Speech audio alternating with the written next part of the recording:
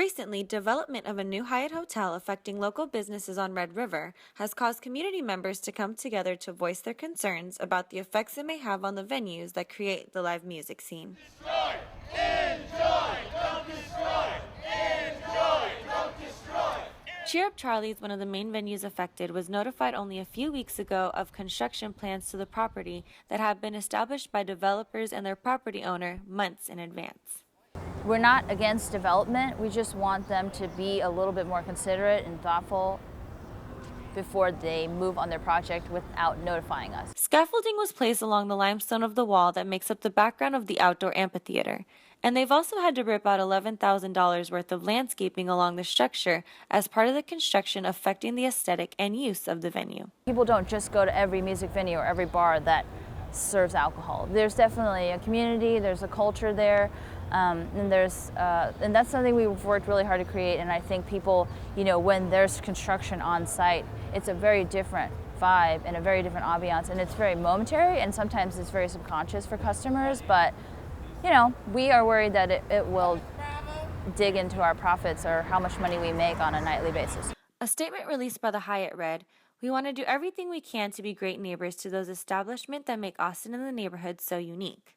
We've worked carefully with the city, the developer, and property owner to create construction plans specifically designed to avoid any disruption to the local music venues and to ensure the upcoming HYATT House Hotel can make a positive contribution to the neighborhood alongside the existing 6 HYATT-branded hotels throughout Austin.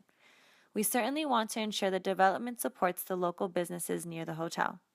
Developers offered compensation of $5,000 monthly as well as replacing the landscaping, but Cheer Up Charlie's owner says that will only make up about 10% of what they are expecting to lose. HYATT, HYATT, you can try it, but you'll never keep us quiet. HYATT, HYATT, you can try it, but you'll never keep us quiet. We're not trying to resist change or say that, anybody deserves to be here more than anyone else. Fans of live music, people in the music industry, and musicians have voices and should be heard.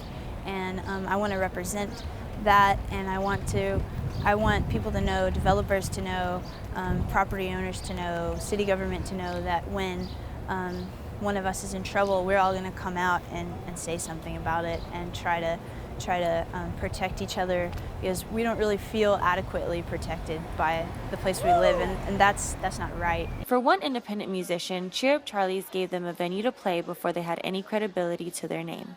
If this place closed its doors, I don't know how.